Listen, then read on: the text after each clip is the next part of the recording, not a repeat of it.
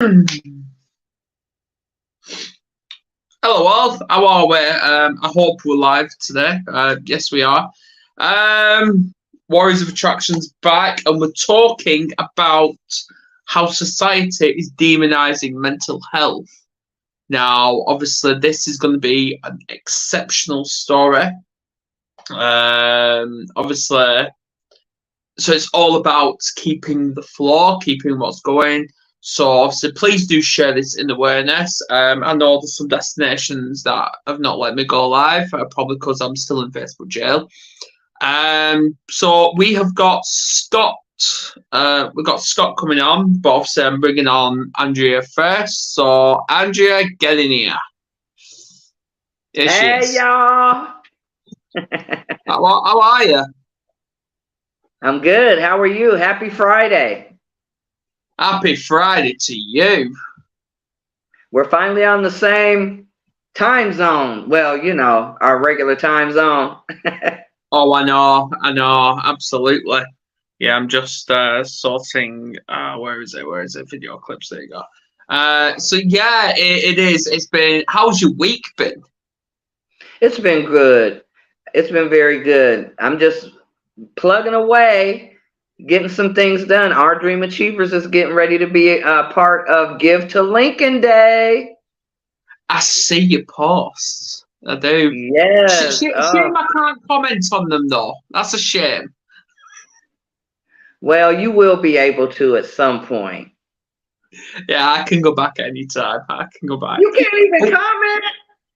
No. Oh man, they really got you held up. They have. My week has just been very eventful. But obviously I'm not going to go straight into that. So I'm not going to. But obviously what happened is it ties into why society is still demonizing mental health, especially to men. Yeah. So obviously, let's get him in here. Let's bring Scott in. So let's get him in. Yes. Come on.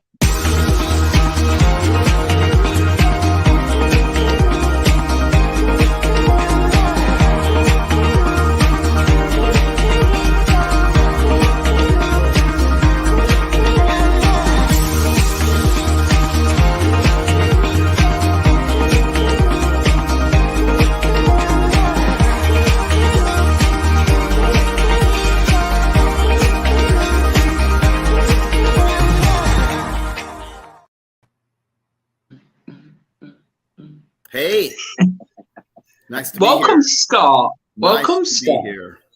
Welcome. Thanks for being here. Yeah, absolutely.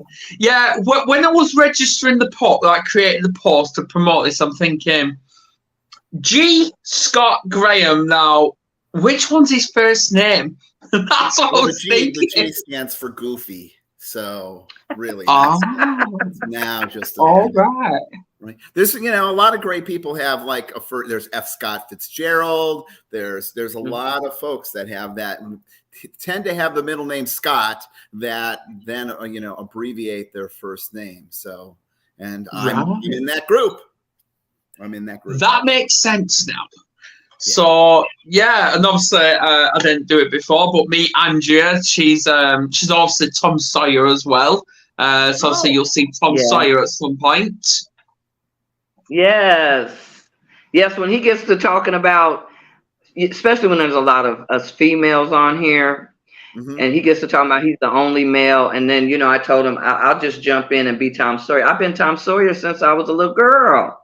You have, and why is that, Andrea? Is that because you're getting everybody to paint the picket fence, and pay you to paint the picket fence? Don't you know that's exactly what? I'm getting goosebumps because you hit right on it. Yes, he was an entrepreneur. He was out there making it look fun and getting paid to have other people do his job. I like that as a kid. Fair enough. So, Scott, before obviously we dive into the topic with tonight, just give a little bit of a background about who you are, what you do, where you're streaming from, stuff like that. So I am coming from Vermont, which is in the Eastern time zone of the U.S., same time zone as Boston and New York, very rural state. I I do a lot of things here, including managing and running a 501c3 nonprofit animal rescue. And that takes up a chunk of time. I write books. I've written about, I'm working on my 18th book right now. And I work as a life coach and business coach and career coach. And I'm an EMT instructor and a firefighter instructor. I teach Tai Chi. I do a lot of stuff. And I have actually been in the counseling profession since 1988. Worked my way up to being a clinical supervisor in that profession, worked for the Vermont Department of Corrections, managed a program for the Vermont Department of Corrections, and eventually went out on my own and focused really on life coaching, because really the struggles that people have in mental health or addiction really are the same struggles we all have. It's just a different issue. It's just a different topic. It's the shift change is just is the same, and the struggle to change is the same, no matter what it is. Everybody's looking for happiness. Everybody's looking for serenity. Everybody's looking for joy in their life, no matter who you are, ultimately. So that's kind of I know Andrea. A lot of things. Wow. What? So you can do whatever you want to do out here in the world. Well, I think most people you have several different hats in the world, Andrea. Yeah. Well, that's true. But you look at you. But look, you got a curriculum vitae just sitting here on the show. I've got a lot of things on. I was on another show, and they described me as the Swiss Army knife of guests. I'm like, I really like that description. I like that. Yeah. So do I, yeah. Okay, yeah. Swiss Army knife. Yeah, that's what we're going to call him for tonight, aren't we, Andrea? Yes. Swiss Army knife. There we go. There we go. That's fine with me. That's fine. See, I was actually going to ask, what can you not do? Boy, exactly. I'm not really good with plumbing. I'm working on building my plumbing skills right now. Okay. Go on YouTube. I'm sure you'll find it there. Yeah. Somewhere. Yes. You can learn anything you want on YouTube to solve any problem in the world. Exactly. You sure can. Yeah. So, you sure can. Yeah, Lucas. Yeah, so I want to pick on the corrections bit, because obviously you worked in the corrections. Hello. There you go. So obviously, I can't speak for both your countries, but what is mental health like over there? Well, the corrections bit specifically, and I'll talk about Vermont as it was at the time that I was involved with it, is Vermont's like pretty progressive, compared to other parts of the country. They look at people who have become involved with the law as people who have made some mistakes and need support.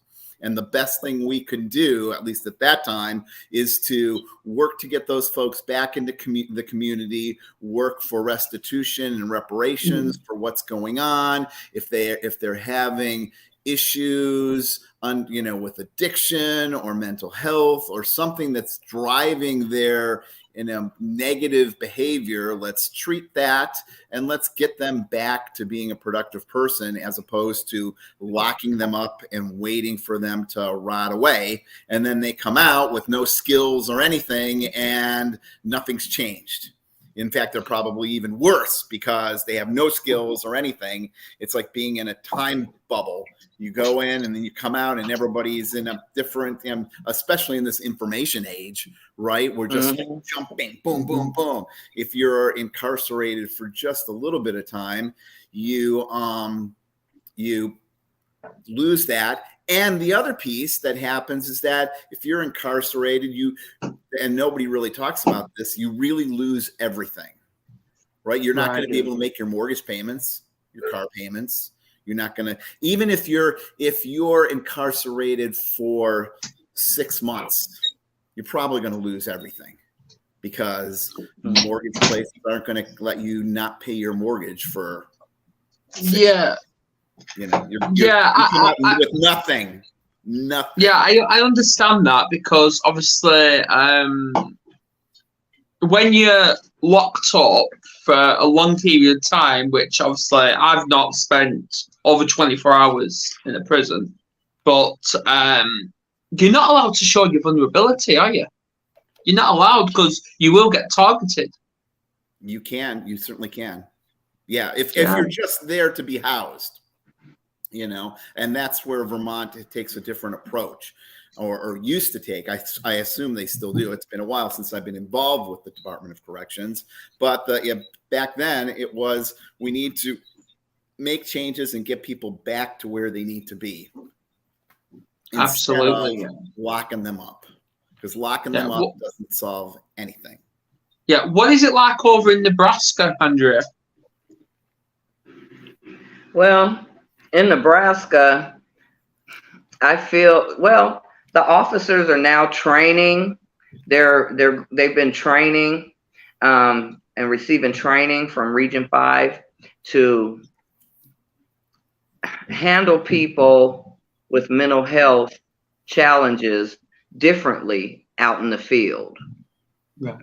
Because usually it's somebody that it's a consistent, you know, because they don't have the skills, right? So a lot of the time they're out here homeless, and, you know, people are calling in on them and stuff.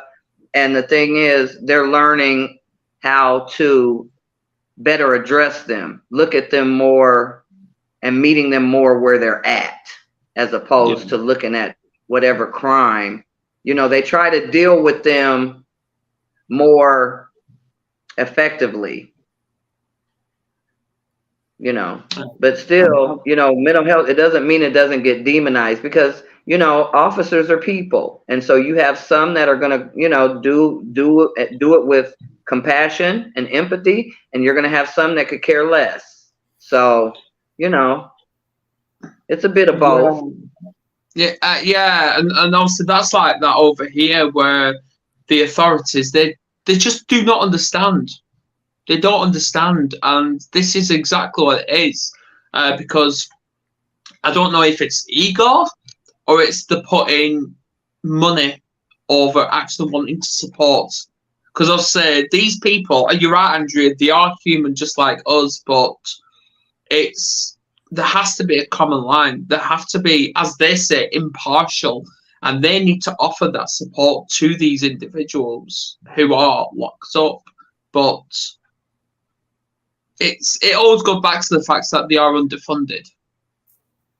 Right. Yeah. That's right. Well, we say underfunded on the mental health side, but on the officers, you know, on the corrections, they're building prisons, seem like every day. You know what I'm saying? So they got a lot of money to build prisons, but yeah, you're right. On the mental health side, funding is a barrier.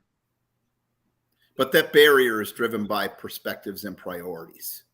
That's just the underfunding. When I hear somebody say, well, that's underfunded, that's not the issue. That's the outcome of the issue, because things that are important are funded appropriately, and things that are important are taken care of, and things that are not important go lower on the list, and then they get underfunded. And so really it's about making certain things a priority. That's true. That's true. I see that in politics. You know, it's more about gay rights and hiring more police officers. I don't hear anything about mental health being a priority. Yeah. Oh, we lost Adam. Oh, he's back. Are you back, Adam? No, can you see me? I can see you, but you're not moving. You're stuck. Hang on a minute. You just keep talking. I'll remove myself and come back. Just hang on a minute. Okay. Then we'll just. Oh, he's gone. It's just the two of us, and so that's okay. I'm the co-host. Look, he's coming right back. He's coming back. So, Andrea, tell me what empathy and vulnerability warrior means. Well, I've always been like a lion. I grew up, well, the male side of me, the Tom Sawyer side, you didn't cry. You know what I'm saying? You pick yourself up, dust yourself off, and keep it moving. If other people cried around me, it made me feel uncomfortable. So I would tell them to stop. I wouldn't give them permission to cry.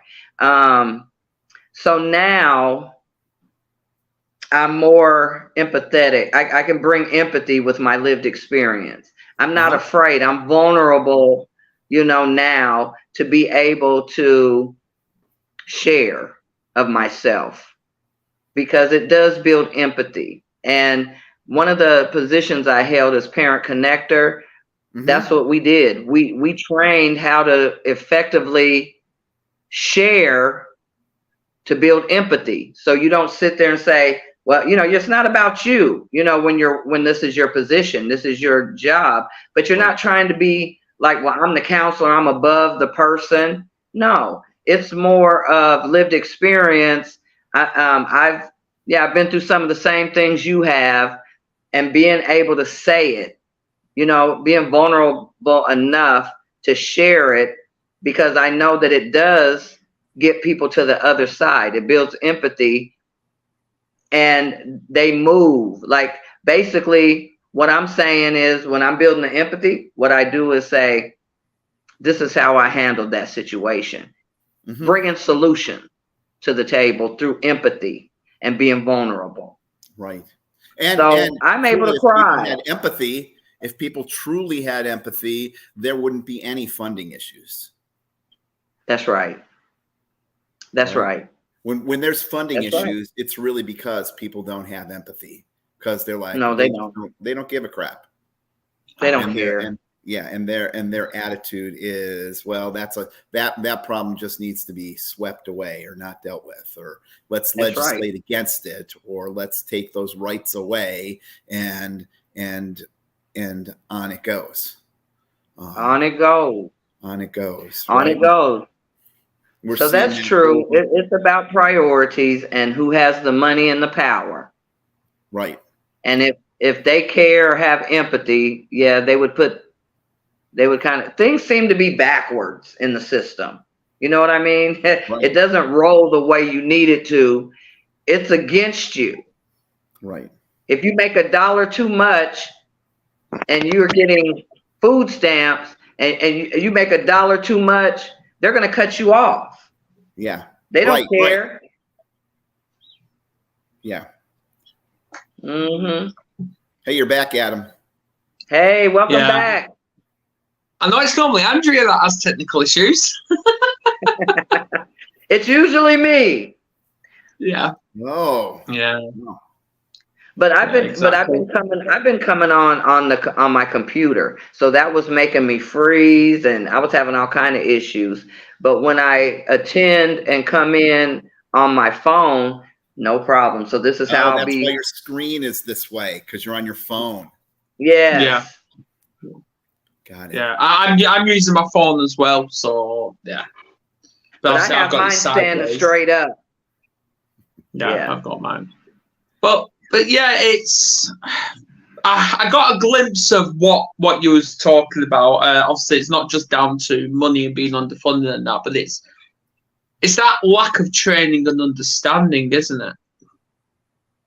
It really is, and that piece comes to, we're here today to talk a little bit about demonizing mental health issues, right? That piece comes down to people thinking that they're an expert and I know better, and therefore you're this way, and then that becomes codified in some way, right, by a diagnosis that's going to follow you around, but that diagnosis is needed to open gateways for treatment, whether that's talking to a counselor so that you can tap into your insurance or public funding, or if you're not paying cash, there's also a whole role of the drug peddlers that are out there, the psychotropic meds that are out there that are looked at as the one-stop shop for your problems.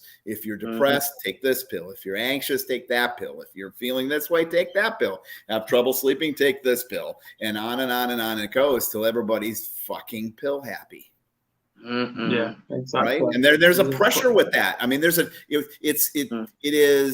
is misinformed to underestimate the pressure of the pharmaceutical companies in the treatment decisions, the treatment focuses, the diagnosis, and the whole kind of pushing people into, specific categories in this process. It's money. And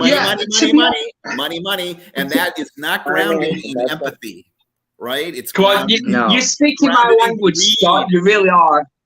But I think it all starts with when it does come to that diagnosis with that label. Because when you're getting a diagnosis, whether it's from a psychiatrist, a psychologist, or even your local GP, they give you that label, whatever it is, and then there's you're on your own. Because when I want to talk back to the pharmaceutical medicines. Now, obviously, I don't take them. I'm totally against them, and that's my opinion, and that's my view. But what we think is, if you want to take them and you need them, good. Go ahead, take them. But we always believe there's an alternative to these medicines. Yeah. But it all comes back to the pharmaceutical medicines as, a Band-Aid. I'm an EMT. Yes. And so here's an example that goes along with this. Somebody has heart issues, and they carry around with them oftentimes, in case they're having a heart attack, nitro, which it changes their blood pressure. They'll take a nitro tab under their tongue. And is that not ECT? No. This is just a pill that changes your body chemistry, lowers your blood pressure. Or on an even simpler scale, someone's having a heart attack, and they often will say, take an aspirin as part of that strategy to do that, right? Aspirin's a medication. Aspirin has an effect right then and there on your blood system to thin it out and help that blood flow through your heart easier. They, for a period of time, people were like, oh, aspirin's the solution. And so they were suggesting everybody take baby aspirin on a daily basis here in the United States. They don't do it anymore, but there was this big baby aspirin kick that people were on. Aspirin is not the solution to heart issues. Losing weight, exercise, getting your heart flowing through your body so that your heart's more resilient is a key factor. Not eating Doritos and all kinds of other crap that were supposed, hamburgers and shit like that. That's the real solution. But if you're in the midst of a heart attack, an aspirin might help you, not die and make it to the hospital where some interventions can take place. And the same thing, I think, is true with psychotropic meds. They bridge a gap, but the solution is not. You didn't get where you're at because you needed Adderall. You didn't get where you're at because, you just didn't get enough Zoloft as a kid. You got where you're at because of choices and decisions and behaviors that got solidified in your life. And part of that is figuring out how to unstick that shit so that you're able to move forward, right? And if you don't figure out how to unstick that shit, then all you're doing is just Band-Aiding the solution. You're doing nothing. Yes. And that's going to backfire because Band-Aids don't survive very long in life. I mean, think of it. If you're bleeding, somebody comes up and covers that wound with a big bandage, right? Well, that's all and great, but what you really need is stitching, stitches, a couple pints of blood, some other stuff. That stuff that's there that's keeping you from spurting out is just a temporary solution. Absolutely, and you know what? I agree with you, Scott, because obviously, and welcome Elizabeth Gagnon all the way from Canada, and especially Stella as well. Your mum's in the house, Andrea. But hey, mommy. I understand mental health is there. I understand that, but we was never born with likes of trauma, depression, anxiety, BPD, and all that. We wasn't. We have been programmed to accept this information, if that makes sense. Absolutely.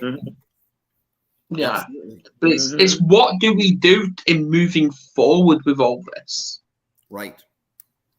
Yeah. Because I want to speak on, just for a minute or so, speak on men, speak for all men here, because we're not allowed to, like I said before, we're not allowed to show our vulnerable side or stuff like that.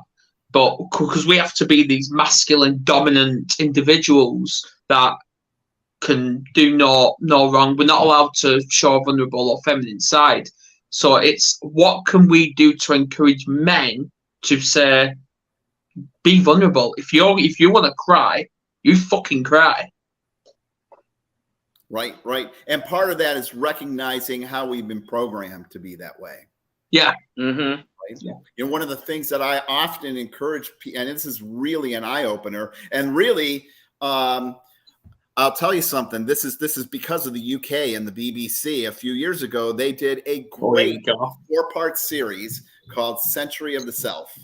I don't know if you've ever seen it. It came out of your country. So you may, I can see if Andrea hasn't seen it, but you probably have seen it, Adam, and you viewers, just after you finish this piece, go right on YouTube, go Century of the Self, and you will find a 4-part series right on YouTube from the BBC. You will be absolutely horrified about how you have been manipulated and programmed after you watch this video. I mean, there was a time where, we all wore brown clothes.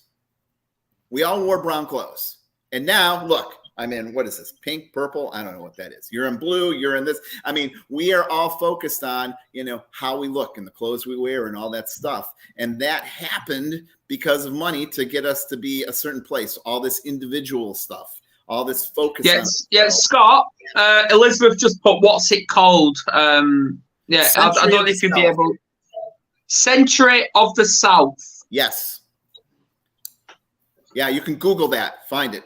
It was put out by the BBC. Great piece, and it really talks about how the world of marketers tapped into the world of psychiatry to start to manipulate people, even to the point, with women smoking.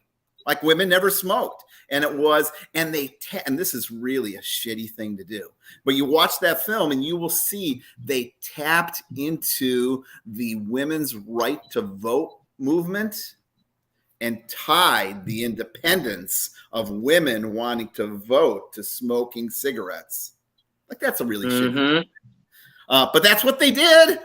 And it worked. And lots of women started smoking, and they paid for promotions for cigarettes to be in doctors' offices, on TV, and on and on and on, because that was just the manipulation. And the same thing is true with what we wear, the cars we drive, the music we listen to, and the diagnoses and treatment of mental health.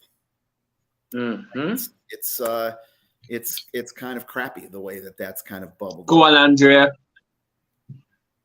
Wow, that's deep. I'm getting ready to go. You said Century of the Self? Yep, I'm sure that's what it is. South. No. Like self. South? S-E-L-F. Oh, self. Okay, self. Okay. Yes. Okay. Yeah, I'm definitely gonna go watch it. Self-centered. Okay. Yeah. Okay. I gotta go watch that, because I'm already hip to all of this stuff that you're talking about. You know what I'm saying? We were taught this from our indigenous relatives, Yeah, right. Yeah. Right. Yeah, great piece. So it's Century of the Self, SELF, as in trying to make us more, self-focused. Absolutely. Yeah, They love I'll that put the link in the comments individuality. after this, Elizabeth. What'd you say, Adam? Yeah, I'm gonna have to find. Yeah, Elizabeth said, can you put link in comments? Yeah, I'll do that after this. Oh, nice. Yeah, great. Unless you want to, Scott, that's your choice. I don't know how to put it in the comments here. I'm new to this piece. Oh, there it is, right there. Century of this. Oh, look, I didn't even look at that. How can I put it? It was easier than you thought. Oh, he's got it open already. I don't see where I can put a comment. I Yeah. see comments. Yeah. Could you put it flick over to Facebook? Like, have you got 2 tabs or something? Yeah, I can put it. I'll put it in Facebook or those other pieces. I can certainly put it here. You can put it in Century of the Self. There you go. I just put it in the private chat. I don't know the comments, but you can. Yeah. If it's in private chat, only us will see that. But yeah. Yeah. Stella says, remember, ladies couldn't cross their legs. Yeah, we all wore brown, and we all just. And then suddenly, boom, boom, boom, all these things happen. And the same thing happened with diagnosis. The shift for me about the vilification of diagnosis, which is just horrible. Oh, hang on a minute. Look. Did you lose me? No. I think we were losing you then. What'd you say? No, he's there. Is it me? I think it might be you. It is. Oh, for God's sake. I know they've got it in for me, but come on, Facebook. Please let me have this. Can we finish? I'm going to continue for the people that are bopping around with this. So the big shift for me came as, I've been a counselor for years, working and helping folks. And then my husband of 31 years died away in a fiery car accident. And, we live in a society where grief isn't taken very seriously. People don't support that. People don't engage with that. And so that was one of the books that I wrote. Where is that damn book? Someplace around here. This book. That's one. That's the I've written. There's this is the first one, and then I wrote a second. Oh wow! Come as you are. And one of my big learnings, and this is really it really irritated me, that the American Psychological Association, last year in April, voted to come up with this diagnosis for grief. And it's like grief that continues longer than society and the world thinks it should. Basically, that's an oversimplified paraphrasing of what it is. But there is a key diagnostic criteria in that diagnosis that grief takes longer than society thinks it should. Than the societal. Of course it does. Well, you know what? That, right? I just want to say this right here. To those grieving mothers that I know who've lost their children, and people try to, move them along in their grieving, society. Oh, all I want to say is grieve the way you want to grieve, baby. It's going to take a lifetime maybe for you. And Andrea, I see these people that have kids that were killed in a school shooting. How the hell are they ever going to get over that?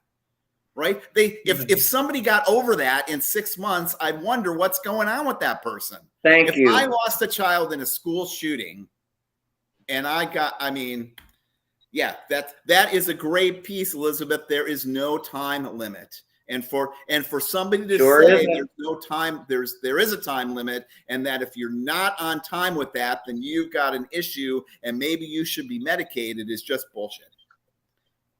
And the thing that stands out for me around this is that, in 1973, I don't remember what month it was. In 1973, the American Psychological Association voted that being gay was it was a homosexuality, right? Being gay was not a mental illness. Before that, it was a mental illness.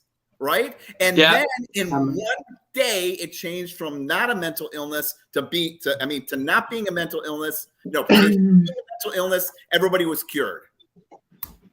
Yeah. Well, do you know what? I want to pick up on that because obviously I wasn't around in the 70s or the 80s. I was born in the 90s, but I know exactly what you're talking about because from doing my mental health training, different cultures, I'm going to have to be careful because I don't want to come across as racist, but different cultures, they didn't accept, like the African culture, at first they didn't accept people that had mental health issues, and they didn't accept them that they were gay. They were kicked out of that culture. Right. Yeah. So there's a cultural piece that. Oops, Andrea's trying to say something. What are you trying to say, Andrea? I was just saying that is true. I thought of that when you all were talking earlier, but you said it, Adam, which you are right. Different cultures. When I went and got my social work degree, my bachelor's degree, those are some things we discussed, and that was in the books and in our learning, was that some demonize it. It's like they have a, depending on what culture, they might look at it like, well, this person has has a demon in them or something. You know what I'm saying? Yes. Yeah, that is so true. Absolutely. So what do you think? Obviously, we've talked about the prison system with mental health. We've spoken about society, but what do you think about the understanding? And I want to touch on grief as well, because there's all different levels of grief. Now, just obviously, mine doesn't match up to someone losing someone to death or something like that, but I've got a daughter out there that's been adopted out. I'm still grieving over that, and she was adopted out in 2017, and we're now in 2023, and I'm still grieving now, and I always will. But obviously, what the understanding of like the mental health side, the communication side, the emotion side, even grief when it comes to in schools. What do you think of that? Say a little bit more, Adam.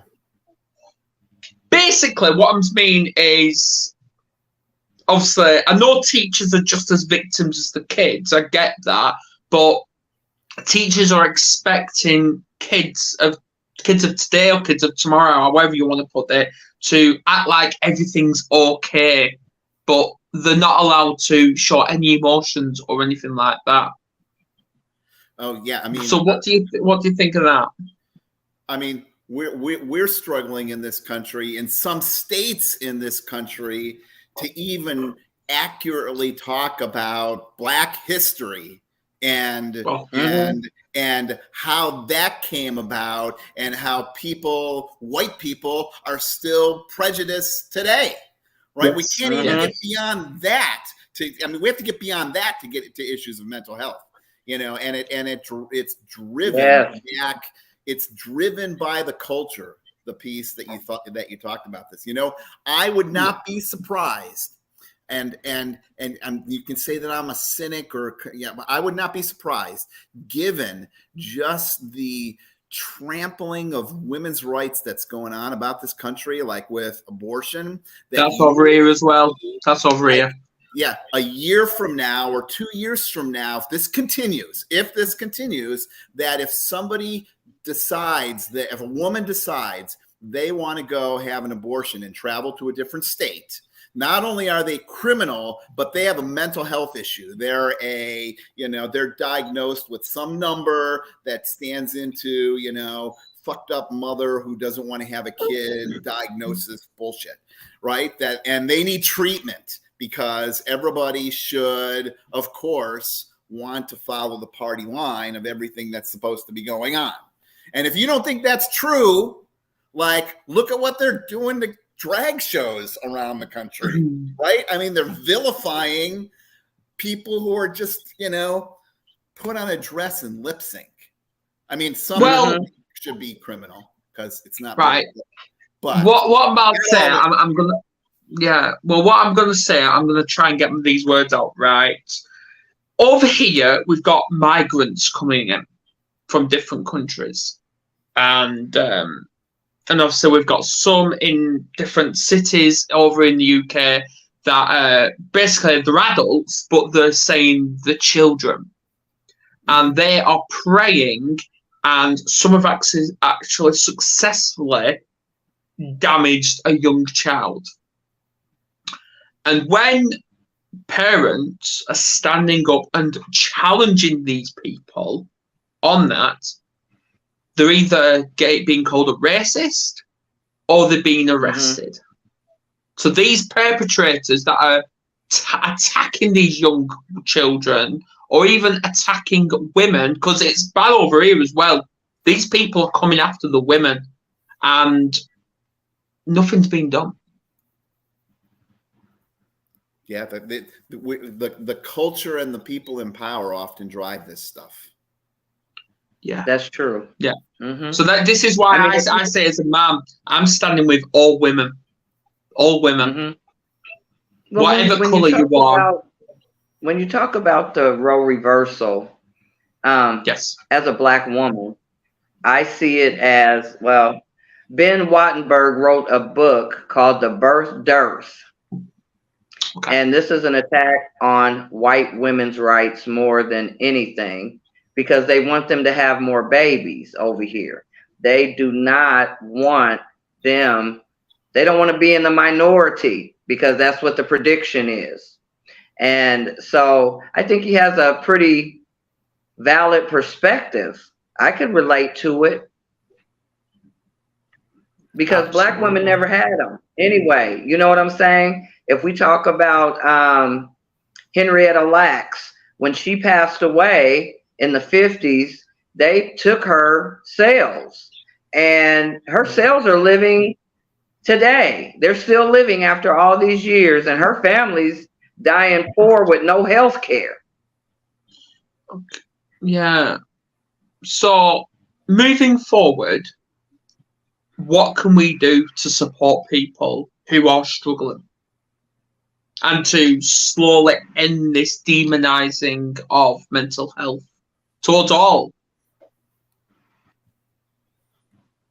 We need to speak out, like in the way, to quote, you know, who was it? Martin, I think it's Martin Niemöller, probably butchered his last name. He said this at the end of World War II. And it really is true, right? He said, you know, first they came for the socialists, and I didn't speak out because I was not a socialist. And then they came for the trade unionists, and I did not speak out because I was not a trade unionist. And then they came for the Jews, and I didn't speak out because I was not a Jew. Then they came for me, and there was no one left to speak out. We need to remember that, and we need to speak out whenever we see that happening. We need to be like, that's not me. It's not in my backyard. Right, I'm not dealing with it. That's it. That's in the issues in Nebraska are issues that should be of concern to people living in Vermont, because the stuff that's going on there is stuff that's going to come and haunt us. We can't do that. We have to be focused on that. When we see somebody who's getting, you know, demonized or put down in school, we need to have the courage to speak up for that. Because if we don't, there's going to be no one that speaks up for us, because it's just going to get chopped away. And this is prime example right now. There's 3 people on camera right now from 3 different parts of the world talking about this. That's right. That's how you break stigma, and that's what we're here for. Keep doing what we're doing. Yes, exactly. Yeah, and Stella, you mentioned about Black women were put through hell surrounding this. We need to get your mama on show, Andrea, to talk about that. Come on, Mom. We really do. Stop being stubborn. Come on. Don't be stubborn. Right. Come on.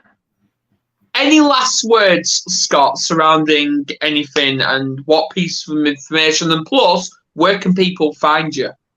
Well, they can easily find, I think you link to me on Facebook. And so if you just do G. Scott Graham, you can find my Facebook page, my author page. You can read some of the many books that I've written. They're not all like mental healthy books. You know, I've written some books like, this is a great book here. You figuring out what your bucket list is and building I wrote this book because I was doing a lot of work with folks who said, Jesus, I don't know what I want to do with my life. I have no idea. And so the idea behind this bucket list book is that you identify your bucket list and then you reverse engineer your life to figure out what those values are that are driving that bucket list. And then you focus on those values and throw your bucket list. You don't need to worry about a bucket list if you're following your values, because you are going to end up living a life of fulfillment and a life that's connected with your dreams. And so you might have said, you know, I want to be on this mountaintop, but really it doesn't matter what mountaintop you are on as long as you're living a life of adventure. Mm-hmm. Absolutely. Focus. Absolutely. So I did that for a lot of my clients. And then somebody said, you should put this together as a book. And so I wrote it as a book and then put a book workbook together. Tons of that stuff you can find on my website, gscottgraham.com, as well as my Facebook page. Awesome. Right. Wow. Elizabeth, I will connect you with Scott. That's not a problem. But any last words, Andrea? Wow, Scott. You know, every time we do these shows, I learn something new every time, and it inspires me. And so the words that are going to be sticking with me definitely all day and beyond are speak up. Speak up. So no one, it ends the speaking up. We got to keep speaking up and help other people to speak up. You know what I'm saying? So it just confirms that what I'm doing and what you're doing and what Adam is doing, it's right on. It's exactly what we need. People will demonize it. You know what I'm saying? People come at me. They don't like, you know, how I come. You know, they don't like how I express myself. But at the end of the day, I try to be mindful. I do use I statements. I feel, you know what I'm saying? I try not to attack. I'm very mindful. They don't even know this. You see what I'm saying? But I'll still get demonized. But you know what? That's okay, because I'm going to continue to speak up. Thank you for encouraging me to continue to do it. Absolutely. Absolutely. And thank you all for tuning in. It's awesome. Bad news, Andrea. We haven't got a guest next week. We haven't. But we've got a guest a week after that. Okay. Do you want to do a panel discussion on something? Well, the week after that, it's same time, 8 p.m. UK. We've got Rebecca Chandler, and we're talking about the face of many identities. Woo! Woo, that's deep. I can't wait. The face of many identities. So wait. Please all tune in for that. That'll be the 28th of April. That'll be the last weekday before May. So there you go. Yes. I'd love to come back. Well, I say we have too. It'd be great. You know what? I would love to come back and talk to you if you're interested about cognitive behavioral therapy and how that's kind of bullshitty, right? We fill ourselves with affirmations that like, I'm a good person, and I have some insights into that may just astound you. Just like we talked about today, that you might end up being like, oh my God, I can't believe I've been telling myself I can do it. And oh my God, he's right. So I'm not going to talk anymore because we're out of time. You'll have to have me back.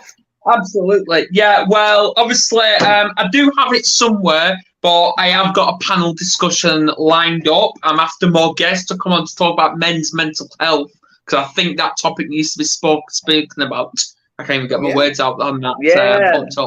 So there you go. Thanks all. Please share the shit out of this, and we'll see you then. All right. Thank you. So see you later.